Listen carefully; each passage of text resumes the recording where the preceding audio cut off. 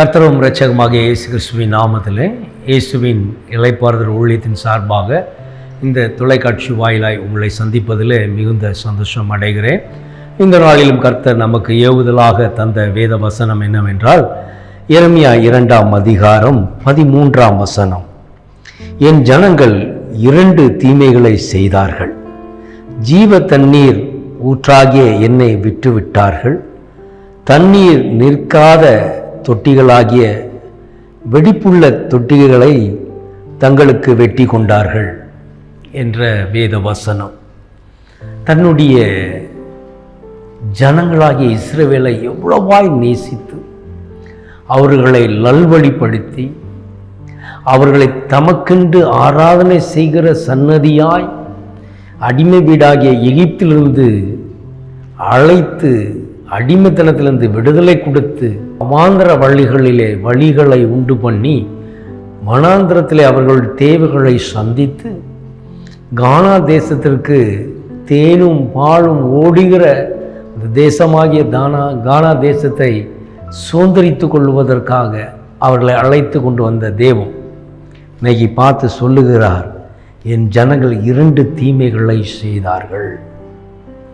பாருங்க, கர்த்தரை விட்டு விலகும் பொழுது உபாகமம் 28ஆம் அதிகாரத்தில் 1-14 வரை ஆசீர்வாதங்களை கூறின அவர் 14க்கு பிறகு கட்டளைகளை கை கொள்ளாவிட்டால் மற்ற பகுதியெல்லாம் சாபத்துக்குரியதாய் இருந்ததை வேதத்திலே பார்க்க முடிகிறது.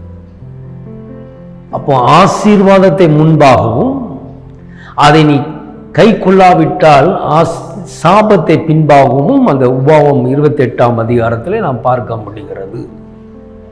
அப்போ அவருடைய கற்பனைகளை கை கொள்ள வேண்டும், அதுதான் நமக்கு ஆசீர்வாதம். அப்போ அவர் ஜீவ தண்ணீராக இருக்கிறார். ஊறி வருகிற அந்த ஜீவ தண்ணீராக இருக்கிற ஊறுகிற தண்ணீர், அது தாகத்தை தீர்க்கிறதல்ல, தாகமே இராதபடி நித்திய ஜீவனை கொடுக்கிற ஜீவ தண்ணீராக கர்த்தர் காணப்படுகிறார். ஆனால் இந்த ஜனங்களோ அவரை விட்டு விலகி அவர்கள் தங்களுக்கென்று ஒரு தொட்டியை தேடிக்கொண்டார்கள். அது வெடிப்புள்ள தொட்டி, தங்களுக்கென்று வெற்றி கொண்டார்கள் என்று எழுதப்பட்டு இருக்கிறது. தாங்களே தேடிக்கொண்டது, தாங்களே முயற்சி பண்ணினது, தங்களுக்கென்றே தன் சிந்தையில் என்ன படுகிறதோ அதை செய்கிறது. இது நிமித்தமாய் தேவனை மறந்தார்கள், தேவனுடைய அன்பை விட்டு விலகினார்கள். அவர்களுக்கு எது நன்மையாய்ப்பட்டதோ அதை நோக்கி ஓடினார்கள். அது உலகம் கொடுக்கிற சந்தோஷம், அது நிரந்தரமானது அல்ல. மலைகள் மேலும் மரங்கள் கீழும் வேசித்தனம் பண்ணினீர்கள் என்று மனஸ்தாபப்படுகிறார். இந்த மனிதர்கள் நிமித்தமாய் கர்த்தர் அநேக நேரம் மனஸ்தாபப்பட்டது தான் நம் வேதத்திலே பார்க்க முடிகிறது. அவர்கள் பொல்லாப்பும் கசப்புமான காரியங்களை உணர்ந்து கொள்ளாமலே செய்தார்கள், உணவற்று போய் செய்தார்கள், கர்த்தரை விட்டு விலகினார்கள். ஒரு வாழ்க்கையில கர்த்தருடைய நாமங்களையும் கர்த்தருடைய கற்பனைகளையும் கர்த்தருடைய கட்டளைகளையும் கர்த்தருடைய உடன்படிக்கையும் விட்டு விலகும் பொழுது வாழ்க்கை எங்கே போய் முடியும் என்று அறிந்து கொள்ள முடியாது. அதற்காகவே பரிசுத்த வேதாங்கத்தை நமக்கு முன்பாக எழுதி தரப்பட்டிருக்கிறது. இது எவ்வளோ பெரிய பாக்கியம் தெரியுமா? எத்தனை நாடுகளிலே சொந்த மொழிகளிலே இன்னும் மொழிபெயர்க்கப்படாமல் இருக்கின்றன. ஆனால் நம்ம கையில் நம்முடைய தாய்மொழியில் மொழிபெயர்க்கப்பட்டு கையில் கொடுக்கப்பட்டிருக்கிற இந்த வேதாகத்தை கற்று அதன்படி நடக்க வேண்டும். இதுதான் ஜீவ தண்ணீர். இந்த வார்த்தைகள் தான் நமக்கு ஜீவனை கொண்டு வரும். உலகம் ஒழிந்து போய்விடும், ஆனால் என் வார்த்தை ஒன்றும் ஒழிந்து போவதில்லைன்னு சொன்ன தேவன். அவருடைய வார்த்தையிலே வல்லமை உண்டு. அந்த வார்த்தை நம்மை உயிரடையும்படி செய்கிறது. அந்த வார்த்தை ஜீவனை கொடுக்கிறது. ஆனால் பாருங்கள், இந்த மனிதர்கள் 2 விதமான தீமைகளை செய்தார்கள். ஒன்று, கர்த்தரை விட்டு விலகினார்கள். 2வது, தங்களுக்கென்றே ஒரு தொட்டியை வெட்டி கொண்டார்கள். ஆனால் அவர் அறியாமல் அந்த தண்ணீர் நிற்காதபடி வெடிப்புள்ள ஒரு தொட்டியை அவர்கள் வெட்டி கொண்டார்கள். அவ்வளோதான் மனுஷனுடைய ஞானம், புத்தி. அவ்வளோதான். கர்த்தரை அறிகிற அறிவே தான் ஞானத்தை கொடுக்கும். கர்த்தரை அறிய வேண்டும். கர்த்தருக்கு பயந்தான் ஞானத்தை பிறப்பிக்கும். அப்போ நாம் எதற்கு பயப்படுகிறோம்? கர்த்தருக்கு பயப்படுகிறோமா? கர்த்தருக்கு பயந்து நடக்கிறோமா? அப்படி நாம் பயந்து நடந்தோமானால் ஞானம் பெருகியிருக்குமே, நாம் தீமையை விட்டு விலகியிருப்போமே, கர்த்தரோடு ஒண்டியிருப்போமே. அப்படி ஒன்றியிருந்தோமானால் ஜீவ தண்ணீர் நமக்காக ஊற்றாய் பாய்ந்து நம்மை நிரப்பியிருக்குமே. கர்த்தர் நம்முடைய வாழ்க்கையில் நன்மை செய்கிறவராயிருக்கிறார். 7ஆம் வசனம் சொல்லுகிறது, எரேமியா 2:7, செழிப்பான தேசத்தின் கனியையும் நன்மையும் சாப்பிடும்படிக்கு நான் உங்களுக்கு அவ்விடத்திற்கு அழைத்து கொண்டு வந்தேன். ஆனாலும் நீங்கள் அதற்குள் பிரவேசித்த போது என் தேசத்தை தீட்டுப்படுத்தி என் சுதந்திரத்தை அருவருக்க பண்ணினீர்கள். சுய புத்தியிலே சார்ந்து பிசாசுக்கு இடம் கொடுத்து தேவன் கொடுத்த ஆசீர்வாதத்தை அசட்டை பண்ணினீர்கள். அவரோ நமக்கு நன்மைக்கு எதுவான தேசத்தை நம் கண்களுக்கு முன்பாக வைத்தார். சொன்னபடியே அழைத்து கொண்டு வந்தார். செழிப்பான தேசமாகிய கானானுக்குள்ளாக கொண்டு வந்து பங்கிட்டு கொடுத்தார். கனியையும் நன்மையும் சாப்பிடும்படியாக நம்மை அழைத்து கொண்டு வந்த தெய்வம், நாம் அதற்கு உகந்த பாத்திரமாய் வாழ்ந்து சுயித்திருக்கலாம். ஆனால் வாழ்ந்தோமா? நாம் கர்த்தரை விட்டு விலகினோமே. அப்போ அன்று இஸ்ரவேல் ஜனங்கள் வணங்கா கழுத்து ஜனங்கள் என்று சொல்வதற்கு காரணம், அவர்கள் கர்த்தருடைய நன்மையை புசித்த பிறகு, நன்மை எல்லாவற்றையும் புசித்த பிறகு தன் சுயமாக செயல்பட ஆரம்பித்தார்கள். அதனால அந்த தேசமே தீட்டுப்பட்டது. கர்த்தர் பரிசுத்தமாக வைத்த தேசத்தை அவர்கள் தீட்டுப்படுத்தினார்கள். கர்த்தருடைய பார்வைக்கு அது அருவருப்பாய் காணப்பட்டது. கர்த்தரை விட்டு விலகினார்கள். தங்களுக்கென்றே வெடிப்புள்ள ஒரு தொட்டியை தோண்டி கொண்டார்கள், வெட்டி கொண்டார்கள். அதனால் என்ன லாபம்? தனக்குத்தானே தீமையை விளைய செய்தார்கள். இன்னைக்கு இவைகளெல்லாம் கற்ற நாம் நம்முடைய வாழ்க்கையில் கர்த்தரை விட்டு விலகாது இருக்கிற வழியை நாம் தெரிந்து கொண்டோமா? கர்த்தரை எப்பொழுதும் முன்பாக வைக்கிறோமா? தாவீது எப்பொழுதும் கர்த்தரை முன்பாக வைத்திருக்கிறேன், ஆனால் நான் அசைக்கப்படுவதில்லை என்று சொல்லுகிறாரே. நாம் ஏன் அசைந்து கொண்டே இருக்கிறோம்? நம்முடைய வாழ்க்கை அசைவுண்டு இருக்கிறது. கடலில் உள்ள அலைகள் படகுகளை அசைப்படுத்துவது போல இந்த உலகத்தினுடைய இச்சைகள் நம் வாழ்வை அசைவுபடுத்தி கொண்டு இருக்கிறது. அதற்கு நாம் இடம் கொடுக்கிறதுனாலே நாம் நிலையான இடத்திலே நிலைநிறுத்தப்பட வேண்டும். நம்முடைய எண்ணங்கள் கர்த்தரை நோக்கி இருக்க வேண்டும். கர்த்தரையே முன்பாக வைக்க வேண்டும். கர்த்தர் விரும்புகிறதை செய்ய வேண்டும். அவரிடத்தில் ஒன்றுமே இல்லாதது ஒன்றும் இல்லை. அவரே சர்வ வல்லமை உள்ள தேவன், சகலத்தையும் ஆளுகை செய்கிற தேவன். அப்படிப்பட்ட தேவன் நமக்கு ஒருவர் இருக்கிறார் என்றால் அவரை உறுதியாய் பற்றி கொள்ள வேண்டும் அல்லவா? அவரை பின்பற்ற வேண்டும் அல்லவா? அவரை ஏற்றுக்கொண்டு நாம் அவருக்குள் விசுவாசத்தோடு நடக்க வேண்டும் அல்லவா? இல்லையே. இன்னும் இஸ்ரேல் ஜனங்களைப் போலவே வணங்க கழுத்து ஜனமாகவே நாம் வாழ்ந்து கொண்டே இருக்கிறோம். நம் வாழ்விலே நன்மையை பெற்றுக்கொண்டு அதை நாம் நாடிக்கொண்டு அதனுடைய நிறைவு நிமித்தமாய் கர்த்தர் யார் என்று கேட்டுக்கொண்டு இருக்கிறோம். மனம் மாற வேண்டும். இந்த 2 தீமைகள் நன்றாய் புரிந்து கொள்ளுங்கள்.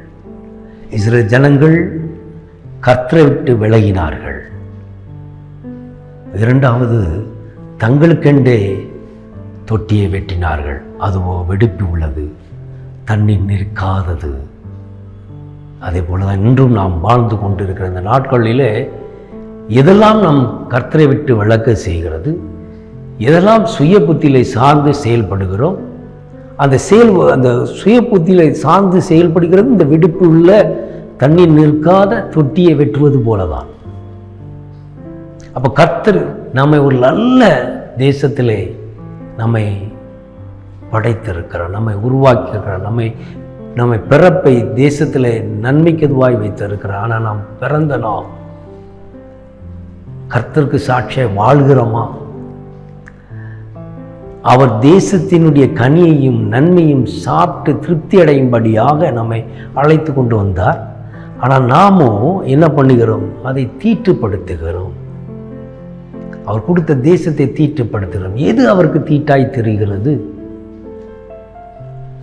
தேவனுக்கு கொடுக்கிற, கர்த்தருக்கு கொடுக்கிற, இயேசு கிறிஸ்துக்கு கொடுக்கிற அந்த மகிமையை வேற ஒன்றுக்கும் கூடாதிருங்கள் என்று வேதம் சொல்லுகிறது. கர்த்தருடைய மகிமை வேற எதுக்கும் செலுத்தாதிருங்கள். நாம் எதுக்கெல்லாம் செலுத்துகிறோமோ, எதெல்லாம் உயர்வுபடுத்தி பேசுகிறோமோ அவைகள் எல்லாம் தீட்டாய் காணப்படுகிறது. அவைகளெல்லாம் கர்த்தருடைய பார்வைக்கு அருவருப்பாய் காணப்படுகிறது. எதை இந்த உலகத்திலே பார்த்தாலும் ருசித்தாலும் மேன்மைப்படுத்த ஒன்றுமே இல்லை. கர்த்தருக்கு நிகராய் இந்த உலகிலே ஒன்றும் மேன்மைப்படுத்துவதற்கு ஒன்றுமே இல்லை. அவர் ஒருவரே ஜீவ தண்ணீராய் இருக்கிறார். அந்த ஜீவ தண்ணீரை உறிந்து குடிக்கிற ஆடுகளாய் நாம் காணப்பட வேண்டும். அதுதான் கர்த்தர் விரும்புகிறார். என் அண்டை வா என்று அழைக்கிறார். உனக்கு ஜீவ தண்ணீர் கிடைக்கும். அது நித்திய காலம் உனக்கு தாகம் இல்லாமலே இருக்கும். உன் ஆத்மா இளைப்பாறுதல் அடையும் என்று சொல்லு. ஆனால் நாம் எதை நோக்கி பயணம் பண்ணுகிறோம்? நம்முடைய பிரயாசம் எதை நோக்கி இருக்கிறது? இந்த உலகத்தையே ஒண்டி உலகத்தின் மீது உன்னுடைய ஆசபாசங்களை வைத்து விட்டாய், ஆனால் அது கர்த்தரை விட்டு நம்மை பிரித்துவிடும். கர்த்தரை விட்டு விலக செய்ய தூண்டிவிடும். ஏனென்றால் எல்லா ஐஸ்வர்யமும் வர வர வர உன்னுடைய எண்ணங்களும் உன்னுடைய மோகமும் ஐஸ்வர்யத்தின் மீதாக மாறிவிடும். இது நிமித்தம் என்ன நடக்கும்? என்ன நடக்கும் என்றால் நாம் கர்த்தரை விட்டு விலகி போய் விடுவோம். கர்த்தர் யார் என்று கூட கேட்டு விடுவோம். இதுதான் இஸ்ரேல் ஜனங்கள் செய்தார்கள். அதனால்தான் அந்த ஜனங்களைப் போல எல்லா ஆசீர்வாதம் வந்தவுடனே நாம் தேவன் கொடுத்த கட்டளைகளை மறந்து போய்விடக்கூடாது. கர்த்தரை கொடுக்கிற கனத்தை கர்த்தருக்கே கொடுங்கள்.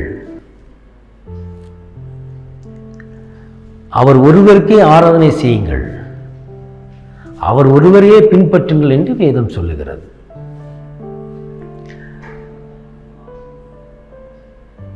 அவரை இன்றி நமக்கு ஒரு தேவனும் இல்லை, ஒருவரும் இல்லை. அவரே நம்மை இரட்சகராய் இருக்கிறார்.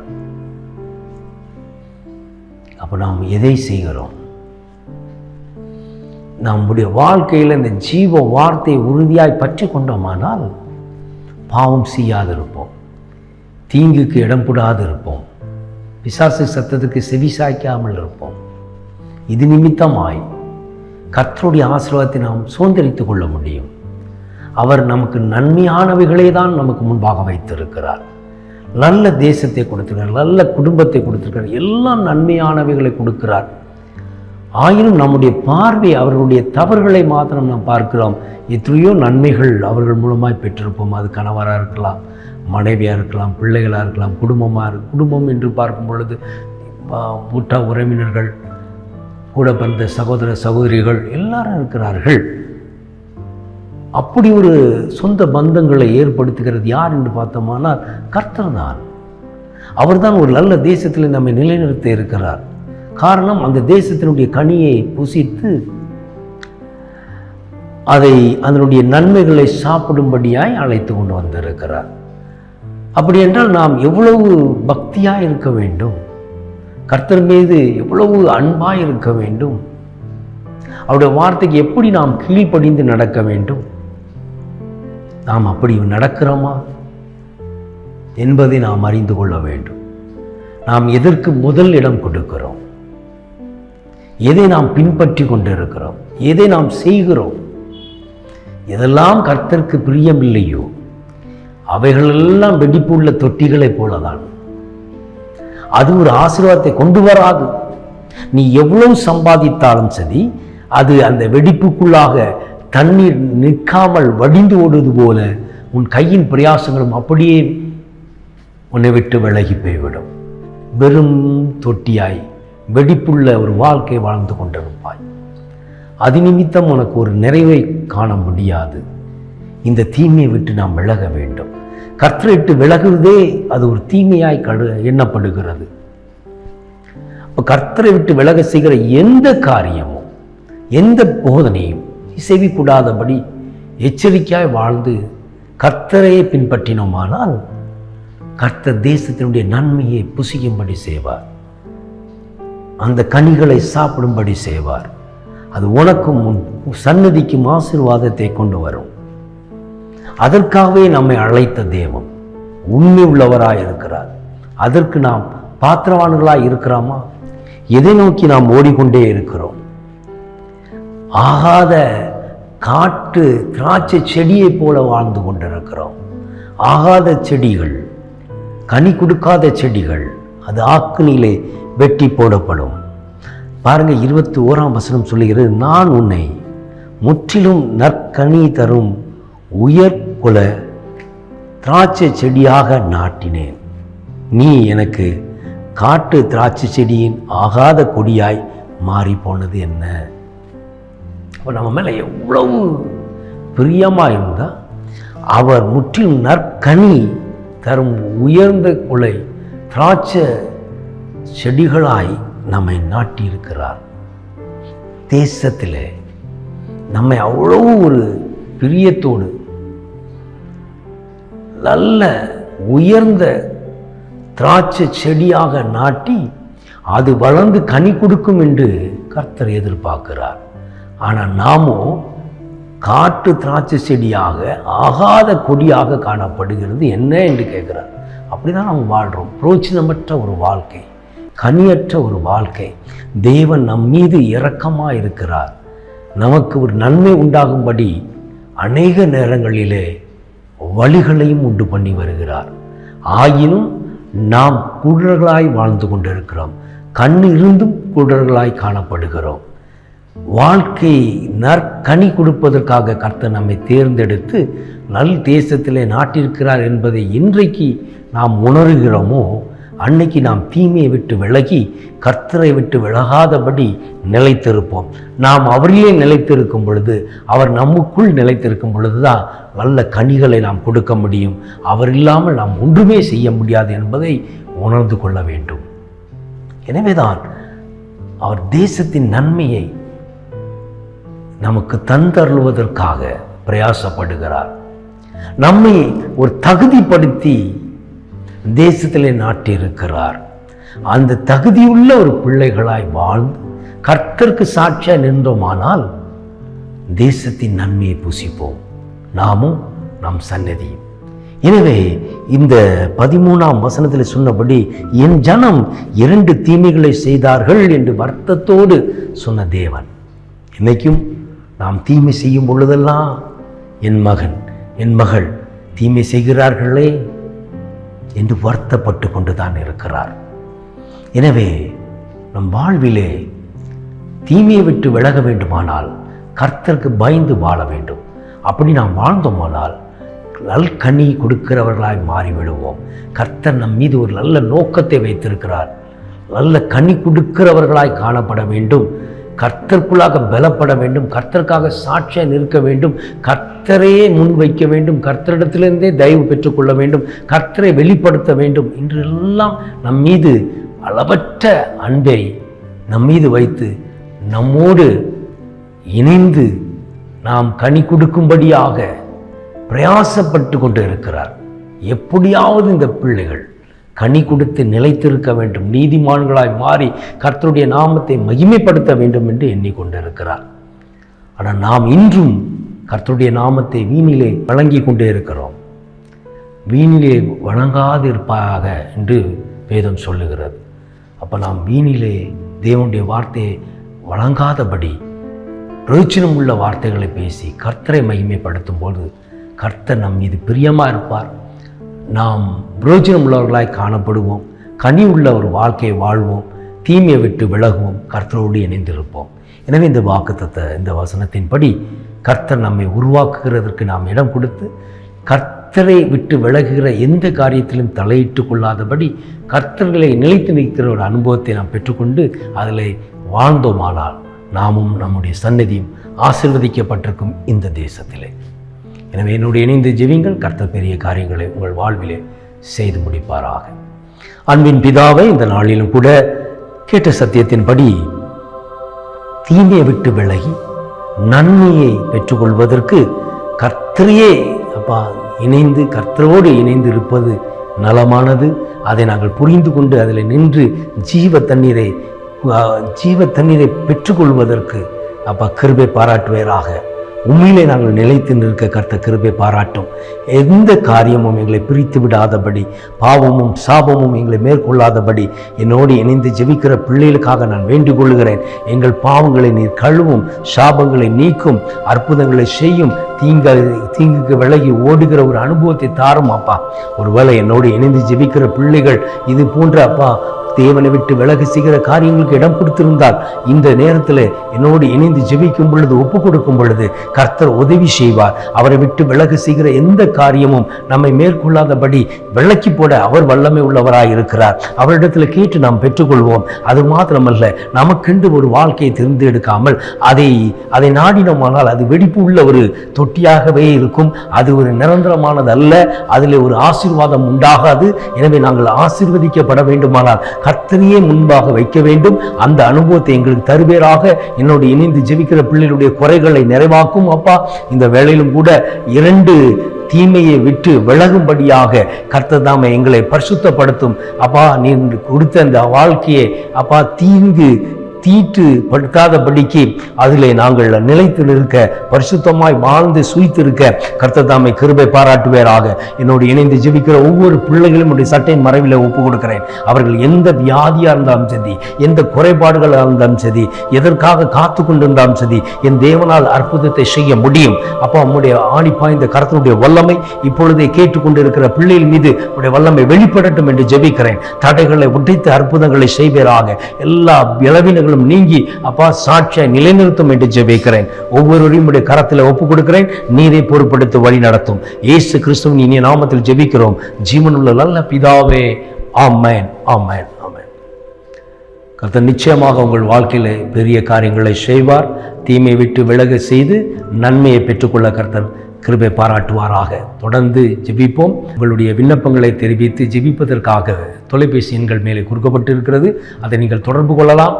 அது மாத்திரமல்ல, உங்களுடைய சாட்சியை பகிர்ந்து கொள்ளலாம். அநேகர் சாட்சிகளை பகிர்ந்து வருகிறீர்கள். அந்த சாட்சிகளை நிலைத்திருக்கும்படி கர்த்தர் கிருபை பாராட்டுவாராக. ஆமென். God bless you.